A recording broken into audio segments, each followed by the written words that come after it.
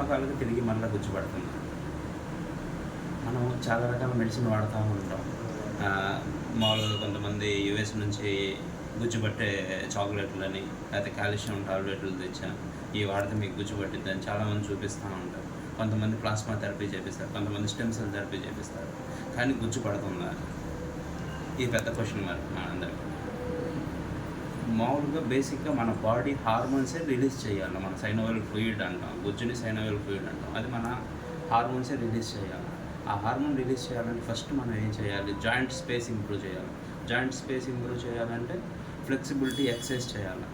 ఆ జాయింట్కి సంబంధించిన free moments రెగ్యులర్గా మనం చేస్తూ ఉండాలి. ఎంత రేంజ్ అయితే రాగలుగుతుందో అంత రేంజ్ మనం చేసినప్పుడే ఆ జాయింట్ స్పేస్ ఇంప్రూవ్ అవుతుంది. ఆ జాయింట్ స్పేస్ ఇంప్రూవ్ అయినప్పుడు మన బాడీలో హార్మోన్స్ ఆ ఫ్లూయిడ్ని ఇస్తాయి.